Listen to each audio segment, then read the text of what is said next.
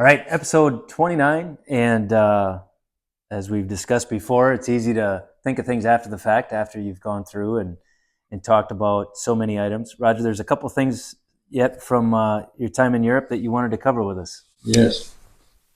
One of the things I wanted to cover is everything that I talked about. Most of the things I talked about seem to center around me, but I want to make sure that I can make clear that this project in Eastern Europe, in Poland, would not have gone the way it did without the help of Steve Dvoraks and Melanie Dvoraks, his wife.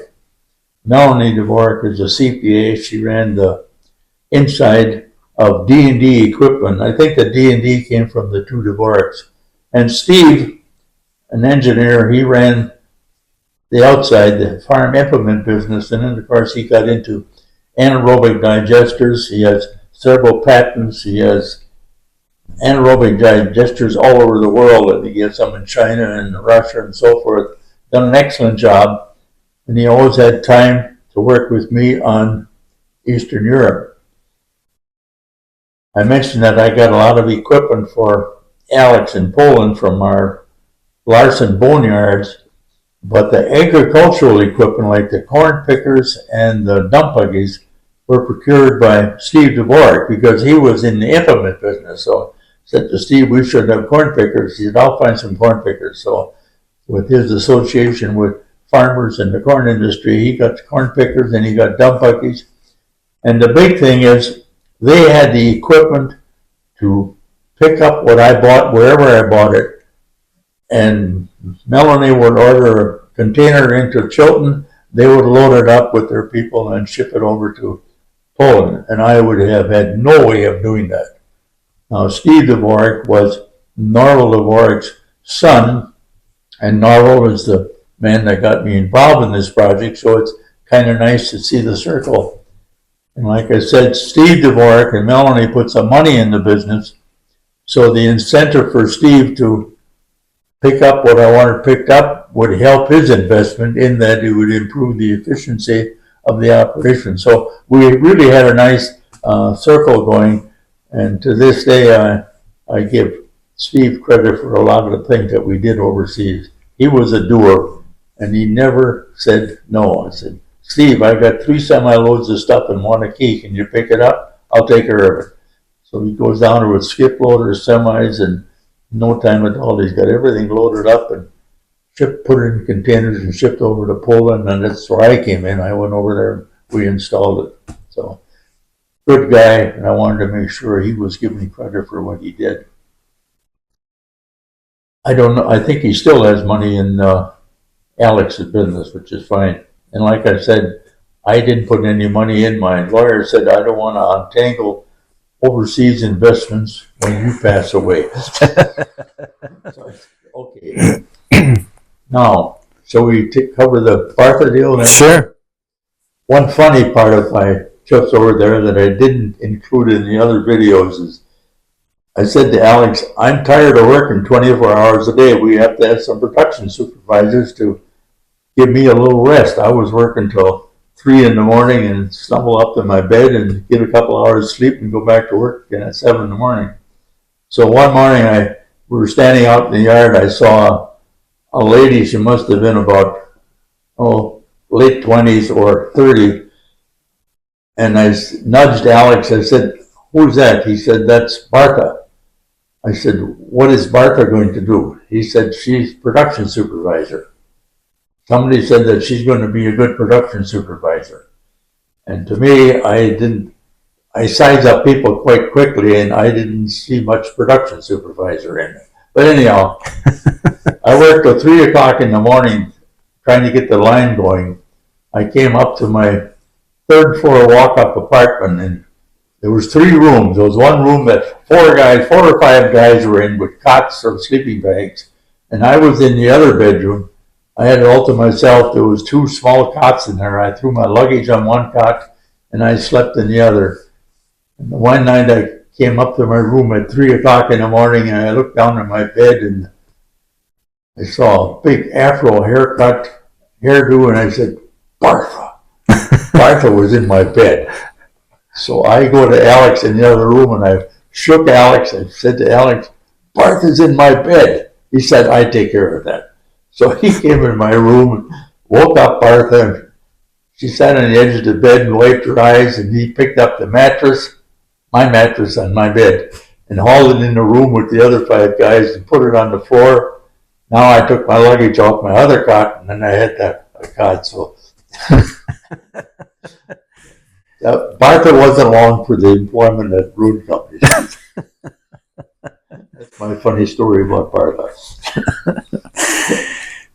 So, obviously she wasn't quite successful in that endeavor. You had mentioned in some of our conversations, not everything was a home run with your work in Europe as well. Yes, and this is one goes back to the Larson Company. I talked about all my successes, stew veg and Ford Hook lima beans and the meat project. And I thought I better tell them about some that weren't so successful. Our marketing department came up with a plan where they were going to put vegetables in a plastic tray in a box. Cauliflower, I think, had some cheese on it. Broccoli had some cheese, and I had a line of vegetables in cardboard boxes, which didn't look right to me, but Dean Foods was very strong on taking some risk.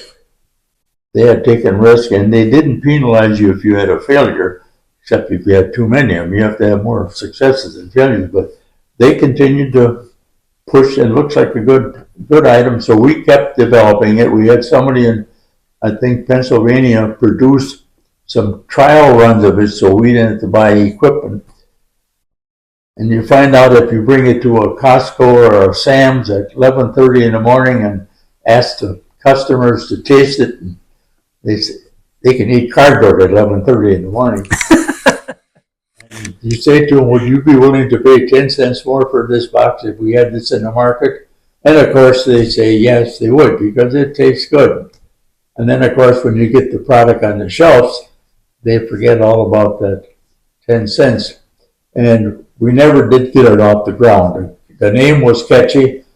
I think the reason for it not succeeding, it wasn't a full meal type deal. Like now you can buy frozen products that have a scoop of mashed potatoes and a piece of meatloaf, and you can make a meal out of it.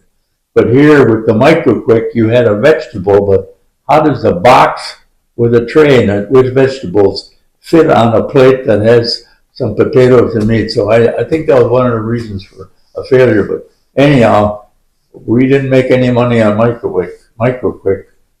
And we got out of it before it was a disaster.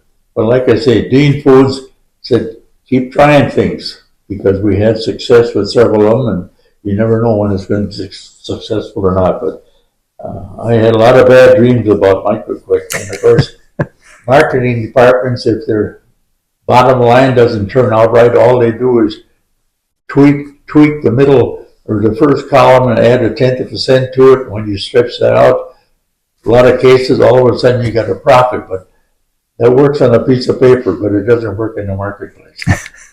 So that was our Micro Quick was not a booming success.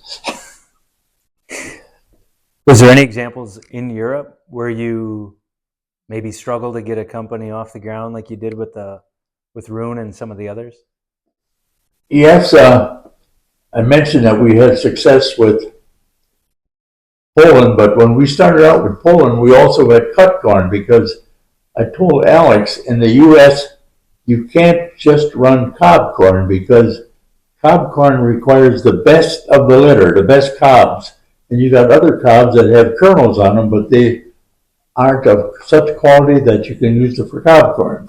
So we would run them through the cutters. The corn would first go past the ear selection for cobs, and the people on the line would pick out the best looking cobs, and then the remaining cobs went through our cutter line.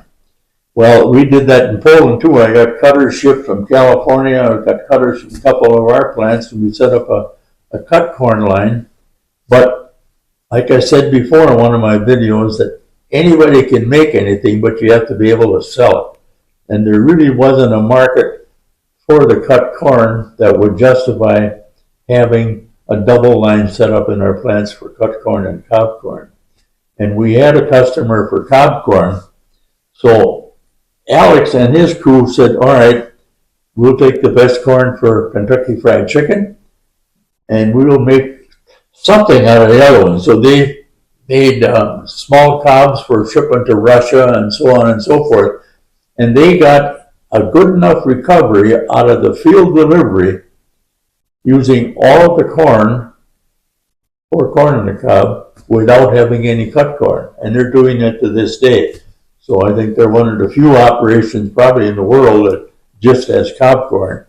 But he's an opportunist. He took what was left and said, how can we use this? They'll use it for stews and everything else, be it small cobs or defective cobs. And he's still running that way. And they thought they use cut corn on pizza in Japan, but it takes a lot of pizza to use the corn that we would cut out of a cut corn line. And then, of course, the people that we work with in Bulgaria, Theodore Ivanov, they had money. They were better. Mom and dad were veterinarians and had a big farming operation and so forth. And I think they were looking at the corn operation from what he had heard we had done in Poland, but there wasn't a KFC network that required corn there. So they developed sweet corn, and they hauled that corn fresh from Bulgaria to Denmark. He had some contacts in Denmark. So they were selling fresh corn grown in Bulgaria in Denmark. That's a long way. I don't know how many miles it is, but they would put them in refrigerated trucks and haul them all the way to Denmark and sell them fresh. How long that lasted, I don't know. And Trenkov, we canned like 15,000 cans in this communist plant in Pazardzhik, Bulgaria. And whatever happened, I don't know. I should mention, I don't think I mentioned it, there was a World Agricultural Conference in Ames, Iowa. And here again, Volca wanted to get their name in the headlights or in the spotlights. So they asked me if I would give a talk in Ames, Iowa at the World Agricultural Conference, and they would fly Alex Trenkov out from Bulgaria to be on the program with me. And he could speak English, so I said, okay, I'll do that. So I went to Ames, Iowa. I hadn't done any PowerPoints before, and Linda, with her expertise in computers, she made one slide for me. World Agricultural Conference, Ames, Iowa. And she said, you can do this. So at night she came home, I had a dozen slides made, and I said, no, I'd like some pictures. So she took it and put the pictures on my slides. So that's what I went to Ames, Iowa with and gave the talk. So here again, Volca's tooting their horn by flying somebody all the way out there. I'll never forget, the person in charge of the afternoon session stole all my time.